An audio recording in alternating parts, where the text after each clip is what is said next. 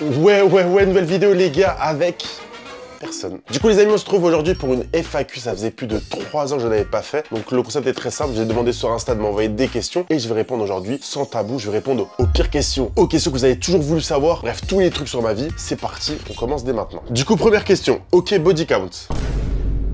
Ça vient de commencer et ta première question c'est mon body count. Tu penses réellement que je vais te dire mon body count 42? En plus on est en période du ramadan, 27 finalement. Peut-être si je dis vrai, peut-être si je dis faux. Non, en vrai de vrai, les gars, vous voulez savoir mon body count, je vais le dire là maintenant. Mon body count, il est de... Question suivante. Tu es musulman? Oui, je suis musulman. Vous êtes beaucoup à me poser cette question, et oui, les gars, je suis musulman. C'est pas musulman reconverti, comme on le dit, et je vous jure que j'apprends des choses des fois en commentaire. À un moment donné, il y a quelqu'un qui a dit musulman, elle a dit oui, il est reconverti, avant il était catholique. C'est faux, les gars. Je suis né musulman, et je mourrai musulman. Tu m'offres un iPhone 13 ou pas? Vous savez qu'en plus, c'est la période du ramadan, donc je vais être généreux. Non. Pas d'iPhone 13 pour toi, mon gars. Quel est ton animal préféré? Vous voulez que je montre ton animal préféré? Attendez, je vais le ramener. Du coup, voilà. Il est là, mon animal préféré. Une blague. Une blague. Non, je vais ramener le vrai. Du coup, les gars, le voici, mon animal préféré. Tu dis bonjour? Regarde la caméra. Regarde la caméra. Dis bonjour. Dis bonjour à la caméra. Non. Animal du coup préféré, c'est mon chat. Quelle étude tu as fait et si tu as pas continué, est-ce que tu le regrettes? J'aime trop tes vidéos. Merci du coup pour le soutien. Et pour les études que j'ai faites, j'ai fait un bac pro mécanique. Après, j'ai fait un BTS. Et après, j'ai fait une licence pro e-commerce marketing. Du coup, en gros, c'est digital. Et est-ce que je regrette? Oui, il y a un truc que je regrette, que j'ai vécu comme un échec. Du coup, quand j'étais en bac plus 3 licence pro marketing, j'ai dû faire une lettre de démission, les gars. Vous voyez ma tête? Là, vous pensez pas que je suis un bosseur. Je vous jure, moi, je bosse de fou à l'école et j'ai pas trouvé d'alternance. Du coup, j'ai dû faire une lettre. J'ai marqué, je suis signé, souhaite quitter l'école. Donc là, tu vois, là, Maître Gims. J'ai quitté l'école, c'est ma direction. C'était moi. C'était moi, les gars. C'est quoi tes origines? Je suis comorien japonais. Watashi namae Black Osa. C'est pas vrai, je suis juste comorien, les gars. Est-ce que ton ramadan se passe bien? Les gars, mon ramadan se passe super bien. En plus, là, on approche à la fin du ramadan. Là, on est dans les 10 dernières nuits. Et vraiment, les gars, je vous jure que, premier degré, hein, j'ai le seum qu'on arrête le ramadan parce que c'est vraiment une période pour moi qui est... Bah, de toute façon, c'est un mois sacré. Ce mois, il te permet vraiment de te rapprocher de fou de Dieu et vraiment de la religion, de ta famille, en faisant des choses, genre vraiment la cohabitation, tout ce qu'il y a autour de ce mois, c'est vraiment, j'aime trop les repas, le fait d'aider les gens dans la rue, le fait d'aider vraiment juste des petites tâches, genre vraiment c'est... J'adore. Ton plus gros crush, anime manga. Moi les gars, actuellement, c'était Mereolena. Mais je vous ai pas avoué quelque chose, mon premier crush, ma véritable femme, la number one, c'est Unohana. Et là vous allez me dire, qu'est-ce que tu racontes? Là on est dit tout de suite là de Unohana.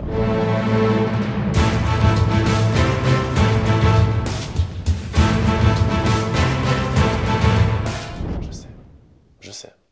Quand le prochain voyage? C'est vraiment dans 10 jours. Dans 10 jours, on part avec Hassan et Sam en Corée du Sud, les gars. J'ai trop hâte. J'ai vraiment trop hâte. J'ai pas d'attente particulière pour ce pays-là, mais ce pays m'intrigue. Mais le problème, c'est qu'on m'a toujours dit que si tu vas au Japon, puis après t'enchaînes avec la Corée, tu vas être déçu de la Corée, parce que la Corée, vraiment, c'est un Japon 2.0, mais que de la mode. Genre, c'est pas fou. Et du coup, j'ai trop hâte. Donc, soyez à l'affût, parce que je vais sortir plein de vidéos, gâchapon, machine à grappin, plein de trucs. J'espère que vous allez kiffer de fou. Et moi, en tout cas, j'ai hâte. Combien tu as de porte-clés Lego? C'est une très bonne question. Je pense que, comme vous savez, du coup, chaque jean que j'ai, bah du coup, j'ai un petit porte-clés comme vous voyez là, juste là. Porte-clés en Lego, je pense que j'ai Shadow, Miles, Spider-Man, Gwen, donc ça fait 4. Et après, en porte-clés personnage, je pense qu'en tout, j'en ai 11. 11 en tout, je pense j'ai 11 porte-clés. Qu'est-ce qui t'a bouleversé ta vie fin 2024 et 2025? En bien ou en mal? C'est une très bonne question.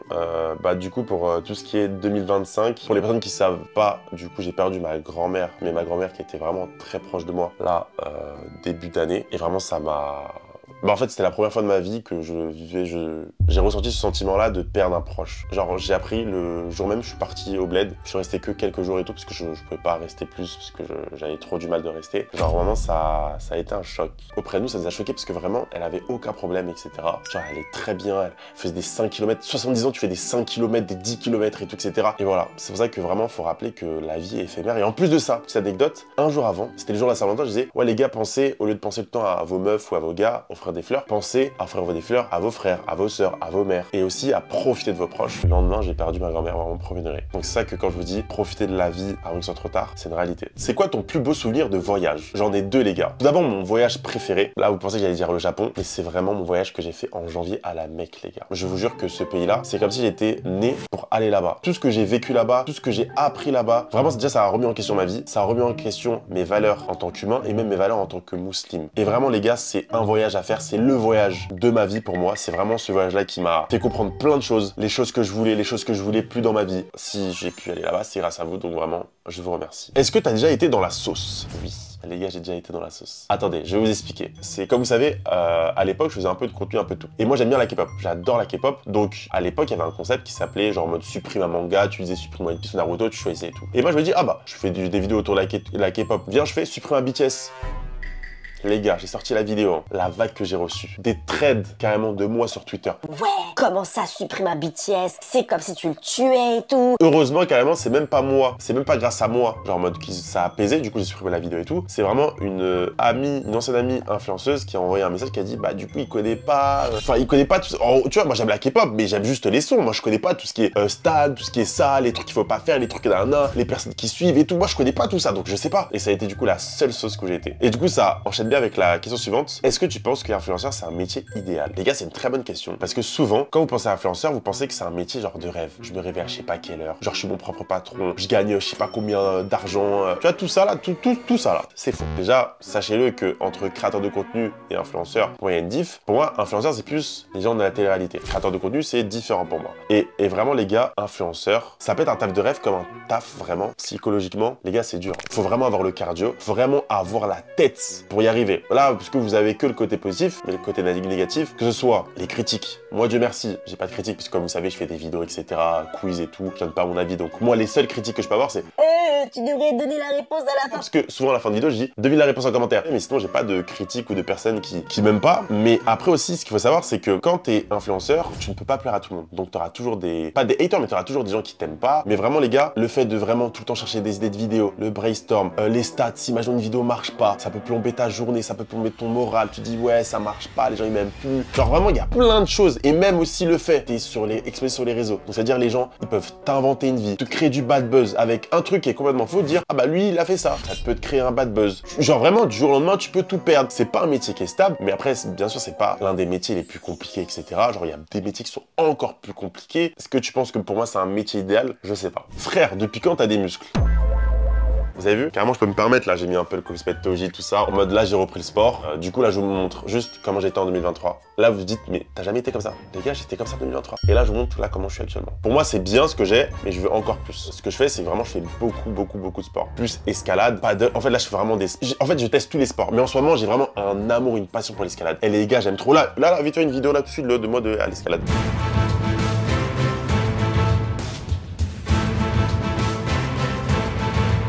Comment tu te vois dans 5 ans? C'est une très bonne question. En vrai de vrai, dans 5 ans, je pense pas que je serai encore créateur de contenu. Je pense pas. Je pense que je serai toujours sur Internet. En fait, je ferai un métier autour d'Internet, c'est sûr et certain. Mais dans 5 ans, du coup, j'espère que je serai au Japon, parce que je rêve d'habiter au Japon. J'allais dire un enfant, mais non, en vrai, c'est trop tôt. Mais bon, moi, de base, quand j'étais petit, je disais, ouais, 28, 29, j'ai un enfant. Mais j'espère que je suis au Japon. Je peux vivre vraiment pleinement, même si là, je vis ma vie, je peux vraiment bien vivre et bien mettre à l'abri ma famille, etc., mes proches. Et du coup, là, peut-être, vous me verrez peut-être mannequin, parce que je vous ai pas parlé aussi, j'ai un petit projet mannequin, mais ça je vous dirai ça un autre jour, plus tard. T'as des projets, grosses vidéos avec plus de budget, sinon continue ce que tu fais, c'est incroyable. Merci beaucoup Anaïs, et les gars, en vrai de vrai, en étant transparent avec vous, actuellement je suis zéro renta sur YouTube. Je paye un monteur, je paye une minia, vous voyez bien qu'en vrai les stats sont pas au rendez-vous, c'est pas les stats d'avant, mais c'est pas ça qui me fait baisser les bras, c'est juste que il y a plein de projets que je kifferais faire, mais faut du temps, faut de l'organisation, et même il y a une vidéo que je souhaite, cette vidéo, c'est pas je veux trop la faire, il faut juste des gens, mais en vrai les gens je les ai, faut le chien, faut la personne, faut l'agence, faut le lieu. Et vraiment les gars, cette vidéo là, elle serait très drôle. Mais en tout cas là, il y a d'autres projets irréels et tout, etc. qui sont pas mal, déjà qui sont déjà sortis et tout. Mais pour le coup, ouais non, moi je kifferais faire ça. C'est juste que genre en mode, faut l'orga, Vous voyez bien là, je poste une fois tous les 2 semaines. J'essaie encore de me chercher sur YouTube et tout. Avant je faisais de l'anime, là je fais l'anime, je fais plus de vidéos avec les autres, etc. Et du coup là, faut que ça marche et tout pour que je fasse plus de vidéos YouTube. Comment t'as rencontré Sam, Eliav et Hassan? Pas Mino. Je vais pas savoir comment j'ai rencontré Mino. Je vais vous expliquer comment je les ai rencontrés et l'ordre. Du coup, en premier, la personne que j'ai rencontrée en premier, c'est Mino, via les Seven, parce qu'à l'époque, on faisait partie du même groupe, les Shindy, blabla, vous savez, pas besoin de vous raconter, séparation, nana, on fait plus de vidéos ensemble. Bref, du coup, je rencontre là-bas et tout, etc. On sympathise de fou. En vrai, on sympathise bien, mais pas autant que maintenant. Mais genre en mode, on n'était pas vraiment genre, des frères comme on est aujourd'hui, tu vois. On se parlait de temps en temps, genre en mode vraiment, voilà. Du coup, Sam, je rencontre vraiment, du coup, quand les Shindy c'est fini, je rencontre chez une pote et tout, etc. en commun. Du coup, on sympathise sans plus que ça. Eliav, je le rencontre vraiment quelques mois après, à la Paris Manga. Genre, on rigole bien, je l'interview et tout, etc. pour une vidéo, on rigole bien et tout. Et Hassan, je l'ai rencontré, du coup, c'est le dernier que j'ai rencontré. J'ai rencontré vraiment dans 2 mois, ça va faire 1 an. Et du coup, je l'avais envoyé un DM et tout, parce que j'aimais bien ses vidéos. Et après, on s'était vu à Pop Mart et tout, on avait vite fait parler, etc. Après, bah, de toute façon, vous savez ce qui s'est passé. Après le Shindy, il y a eu la Brozone. Alors aujourd'hui, c'est devenu des frères. C'est comme la famille. Comme vous savez, le groupe, officiellement, c'est Brozone, mais officieusement, c'est la mano. On est liés comme les 5 mains. Comme les 5 doigts. Et vraiment, genre en mode, bah, je les remercierai jamais assez, parce que genre en mode, ils m'ont vraiment aidé et soutenu. Genre en mode, dans les moments où j'allais vraiment pas bien. Et je pense que s'ils n'étaient pas là, hein, avec bien sûr d'autres, il y a mon meilleur pote qui est aussi Guillaume, Barbara, plein d'autres hein, qui ont été là, etc. Et vraiment, je les remercierai jamais assez. Des projets avec le groupe, la Brozone, Mino, Hassan. Les gars, il y a un projet qui arrive. De base, il devait arriver l'année dernière. Hein. Ça n'a jamais existé ça en France. Genre, c'est pas une marque de vêtements. C'est pas des figurines de moi. Non, non, les gars. Vous êtes pas prêts pour le projet qu'on vous ramène, les gars. On vous ramène quelque chose, hein. Non, là, vraiment, quand ça va sortir, vous allez revenir cette vidéo, vous allez dire pardon, papa. En commentaire, vous allez marquer pardon, papa, parce que le truc qu'on vous ramène, c'est une dinguerie. C'est un projet. Là, c'est vraiment un projet d'une vie. J'ai pas envie de vous spoil, je vais pas vous donner des indices, mais vraiment, les gars, vous êtes pas prêts pour le projet. Qu'est-ce qui t'a donné envie de te lancer dans les réseaux sociaux? J'adore ton contenu. Cette question, on me l'a beaucoup posée. En gros, moi, de base, si ma soeur ne m'avait pas dit va sur TikTok, les refs, je me serais jamais lancé sur les réseaux. J'aurais continué à faire mes petits tweets et tout avec mes petits stats. C'est vraiment un jour, je faisais mes tweets, ma soeur elle est venue dans ma chambre, là elle est rentrée, elle m'a fait là, installe TikTok et crée-toi un compte, tu vas percer. Carrément avant, je m'appelais sur TikTok le BG de la street. J'allais liker des TikTok de meufs qui me demandaient ouais, bah liker mon TikTok et j'ai créé un compte et j'ai pour aller liker une vidéo. Bref, je m'appelais le BG de la street. Et du coup, en gros, elle m'a dit crée-toi un compte, tu vas percer. Je lui dis mais qu'est-ce que tu racontes? TikTok c'est musicalise jamais de la vie. Les gars, regardez, j'en suis aujourd'hui grâce à elle. Celle qui montait mes vidéos à l'époque. Quelle est la décision dont tu es le plus fier? En vrai, c'est une très bonne question.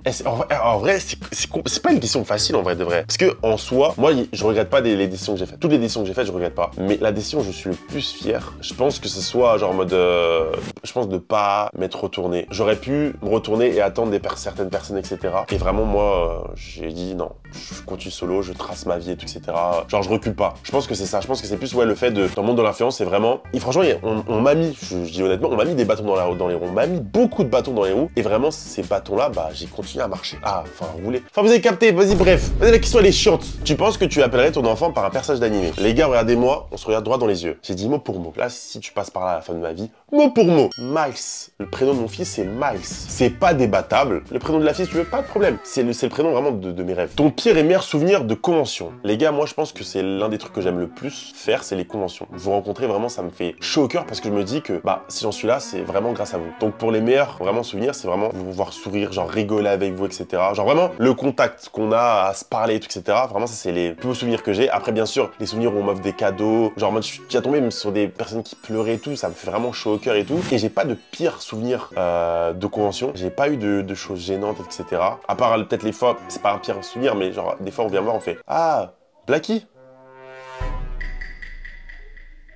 Black M? Célibataire ou toujours en couple? Les gars, cette question, je pense que c'est la question qu'on m'a le plus posée, vraiment pour ce FAQ. Du coup, pour répondre à cette question, la réponse, elle est très très simple. Oui, je suis célibataire et oui, je suis en couple. Et là, tu vas dire, mais qu'est-ce que tu racontes, etc.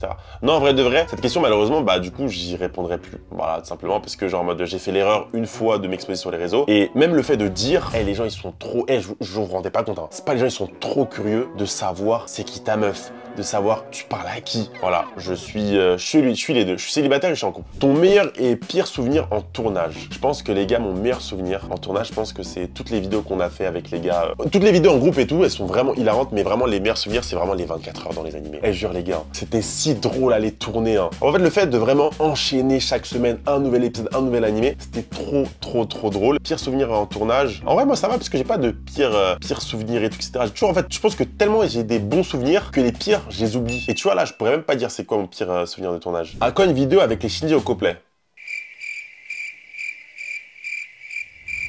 Nina, est-ce que tu peux lui redire s'il te plaît? Oh là là, je dois vraiment répondre là. On fait plus rien avec les Shinji depuis des années, ça y est là. Vous avez pas compris? Là maintenant c'est que entre nous, la mano, retenez. Bref, du coup les gars, si vous avez kiffé la vidéo, je vous invite à vous abonner, d'activer la cloche, de liker, de commenter. Et du coup les gars, bah c'était Blacko chez soi. Et en vrai de vrai, je vous jure, le décor il est pas magnifique. Je sais pas, pourquoi on fait pas des vidéos là? Ou loue des Airbnb et tout, etc. Du coup c'était Blacko avec des muscles. Ciao ciao.